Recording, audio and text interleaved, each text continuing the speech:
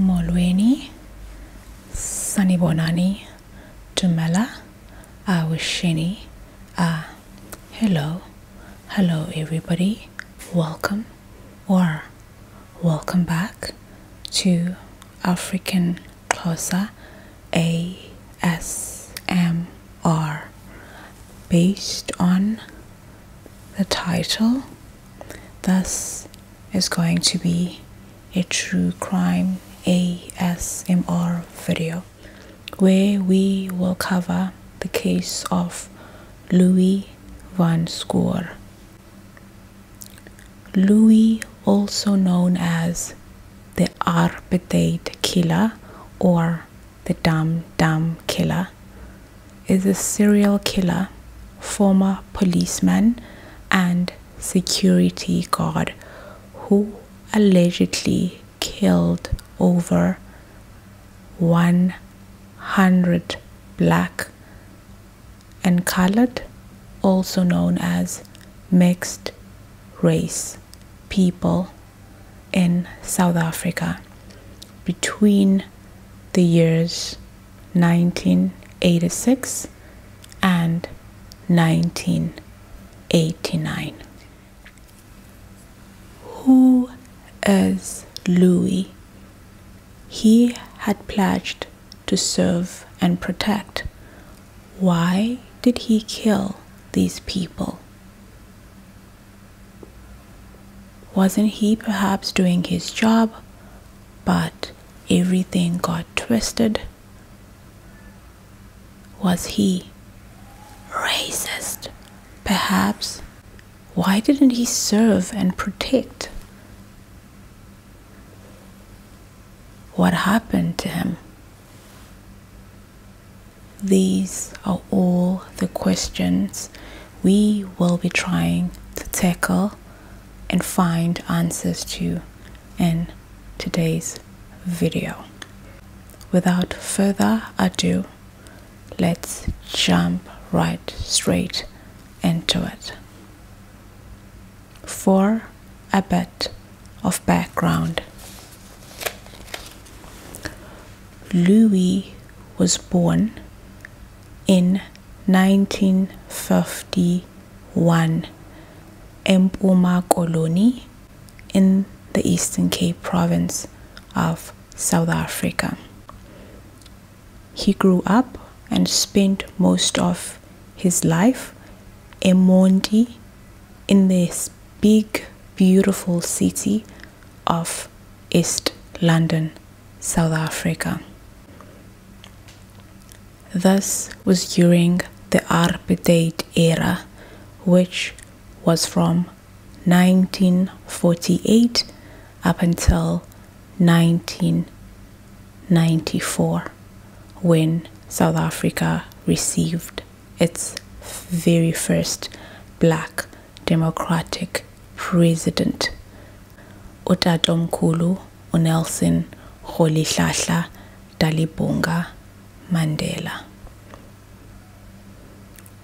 What is apartheid, you may wonder?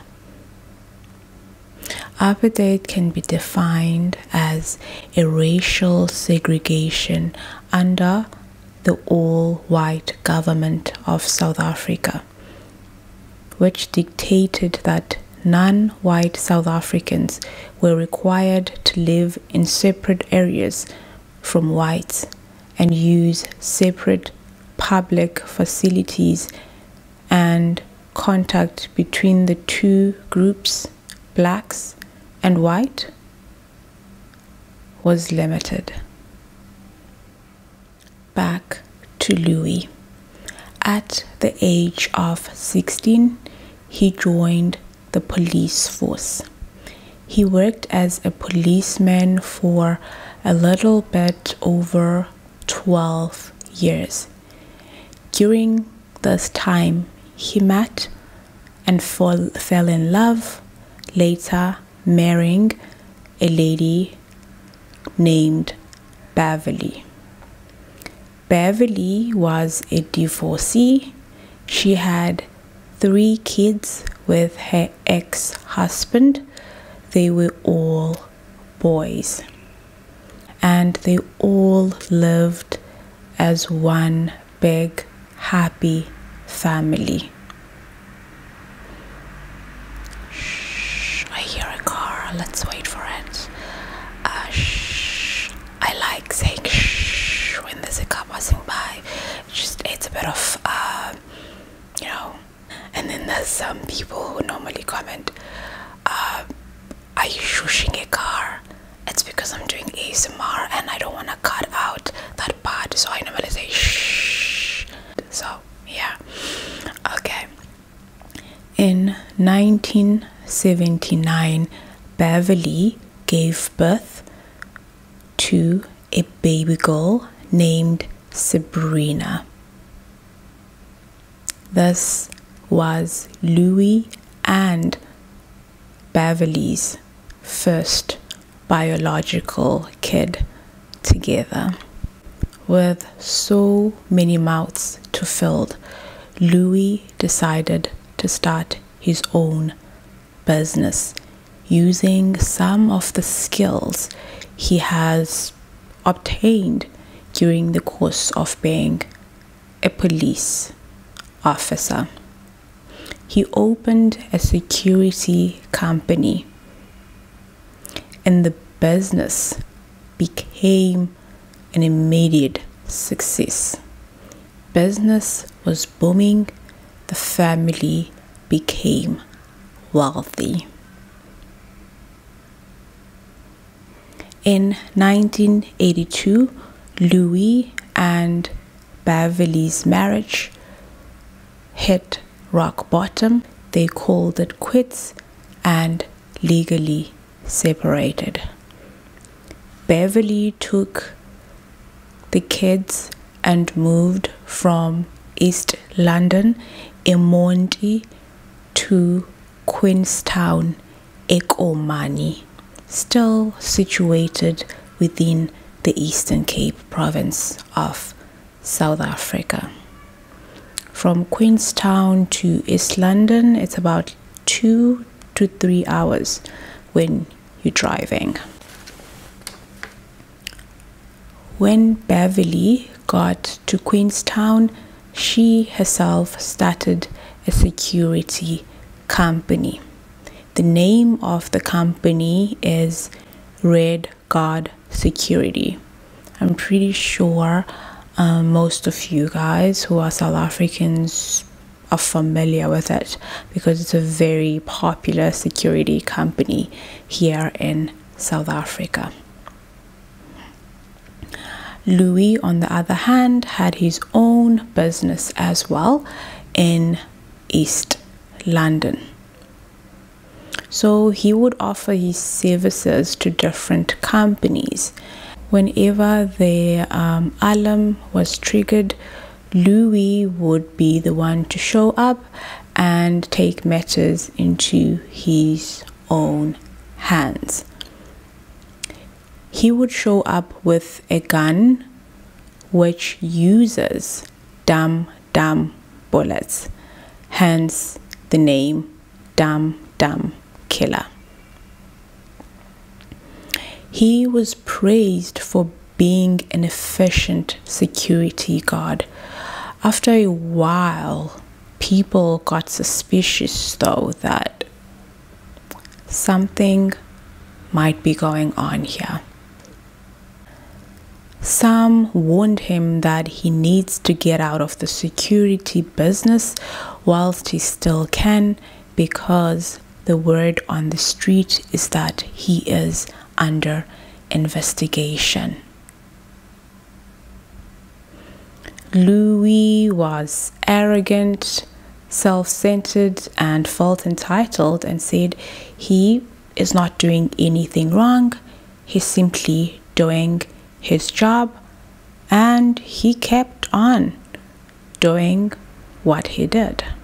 Word on the street came out that he would grab random black people who are just walking on the street and then drag them to wherever he was guarding and then pretend as though they were the ones breaking into the companies. And then when he gets there, he just lets them go. As they're trying to escape and go about their business, he would then proceed to shoot them. There were victims and witnesses who attested to all these claims. The police allegedly knew about this, and they would actually be the ones to help him change his sworn statements. So it was the word of the police alongside Louis against the word of poor, black, and colored people. And it was during the apartheid era. Who do you think the law believed? A local politician requested that his gun license be revoked, but the police said no, that is not going to happen. After a while, Louis' company received mixed reactions and somewhat media backlash because of all the suspicious killings associated with it. And he later decided to sell his company. Around that time, he got arrested for murder and assault over the span of 1986 to 1989, because I had previously mentioned to you guys that he was under investigation and the police had gathered somewhat kind of evidence against him and enough to get him arrested. Reports claim that he had between 9 to 39 victims. However, he had an interview, and on that interview, he did not deny unaliving more than 100 people. He pleaded not guilty because he believed that he was simply being a crime fighter doing his job. His trial began in 1991. 3 assault charges were dropped and 21 murder charges were withdrawn due to insufficient evidence. The 2 dominant racial groups in East London, Eastern Cape of South Africa, were divided. Black people were against Louis, and on the other hand, white people were in full support of what he did, the majority of them. As a result, most white people and white-owned businesses, as well as cars belonging to white owners, had stickers. The stickers had the wording, "I heart Louis." The heart had 3 bullet holes in it. Louis was found guilty of 7 counts of murder and 2 counts of attempted murder. He was sentenced to 22 years in prison, and he would become eligible for parole after serving half of his sentence. Now, here comes the plot twist. Around the time Louis' murder case, his daughter was now a teenager, a 12-year-old girl. And she had a lot of black friends. Her mother was not fond of Sabrina's friends. All her boyfriends were either black or colored. Beverly despised this, and it infuriated her. Beverly would punish Sabrina by hitting her using a wooden spoon and sometimes a shoe. She would tell her to stop dating and being friends with black people. She would at some times lock her in the house so that she wouldn't go out and mingle with black or colored people. The relationship between Sabrina and Beverly was far from perfect. There are claims alleging that Sabrina was assaulted by 3 white men as a child, and when she went to her mother and brothers to tell them about it, they laughed at her and called her a liar. And allegedly only black and colored people listened and supported Sabrina during this time. At the age of 18, Sabrina fell pregnant, and the father was non-white. Her mom told her to terminate the pregnancy. Sabrina obliged. A few years later, she fell pregnant again by a black man, and her mom told her to terminate the pregnancy. This time around, Louis, Sabrina's father, had a conversation with her ex-wife Beverly and told her that she should not force Sabrina into getting an abortion because she will retaliate by doing more of what she's told not to do. Beverly went on to become a grandmother. Sabrina kept the baby.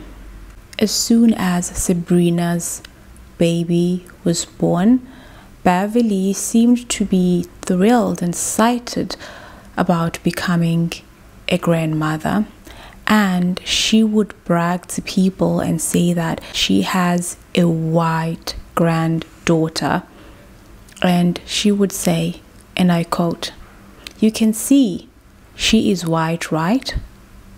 She is a white little girl." End quote.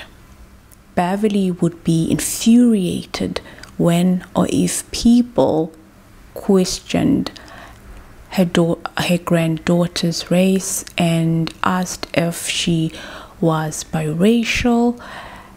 And Sabrina got tired of her mom, and the relationship between them drifted further and further apart as they now started to become more like enemies. As Sabrina now seemingly did not like her mother so very much, she met up with a black ex-boyfriend of his who has a criminal record, and asked him to help her get a hitman in order to unalive her mother because she was simply tired of her. The ex-boyfriend then introduced her to Feza Mduchane. He said he would do it. He is willing to unalive Sabrina's mother. Later at night, he was then let into the house by Sabrina, and Sabrina showed her the way to her mother's bedroom as she was sleeping.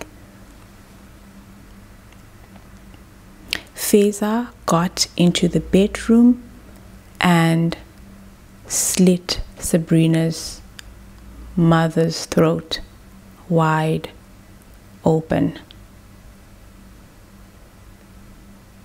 And that's how Sabrina's mother lost her life. Afterwards, Sabrina asked Feza, "Are you sure she's unalive?" Feza confirmed that Beverly was no more and that the job was now done. Sabrina handed him cash and car keys. Soon after he left, Sabrina called the cops and reported the car missing because Ufeza took the car keys he was given by Sabrina, got into the car and drove away. The police came into the house and saw what had happened. The crime scene, took statements, and they figured out that since the car is stolen, whoever stole the car must be the one who committed this heinous crime. It did not take very long because the police soon found the car and arrested Feza there and then. Whilst in police custody, Feza snitched. He confessed to everything and told them about the plan he had hatched with Sabrina, how he got into the house, how he did it, and how he was in possession of the car. Both Sabrina and Feza were arrested and charged with murder and conspiracy to commit murder. They both pleaded guilty. Feza and Sabrina both got jail time for the crimes they have committed. However, the ex-boyfriend, on the other hand, was never charged for anything, even though he introduced Feza to Sabrina. Sabrina went to the same prison that her father was held in, and she was seen as the hero amongst black inmates. That girl, she is not like the whites outside of here. She's okay, one of the inmates said. During the time Sabrina was serving her time in prison, her siblings all distanced themselves from her. They wanted absolutely nothing to do with her. And they did not want to get custody or take care of Sabrina's child. As a matter of fact, Sabrina's daughter ended up in foster care. 2 years after Sabrina's sentencing and imprisonment, Louis was released from prison on parole. When he was in prison, he had actually gotten engaged, because during all the media attention that he got whilst he was in jail, he met and fell in love with a lawyer, and he was engaged to the lawyer. Sabrina gave legal custody of her daughter to her father upon his release. The father agreed and said that that's his granddaughter after all. Louis claimed that he had found Jesus and turned on a new leaf, and he's now a changed man. And then in 2016, he became a director, mentor, and beneficiary of a multi-million BEE dairy farm project. To those who are not South African, BEE stands for Broad-Based Black Economic Empowerment, which is a policy aimed at advancing economic transformation and enhancing the economic participation of Black Africans, colored, and Indian people who are South African citizens in the South African economy.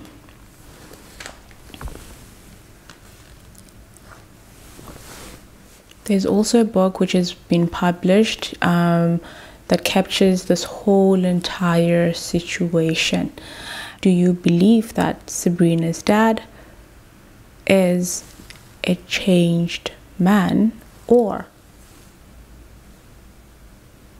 is it all just an act? From my side, before I go, I would like to send condolences, sending lots of love and comfort to all the families who unfortunately lost their innocent loved ones. That is going to be it. I will see you guys on the next one.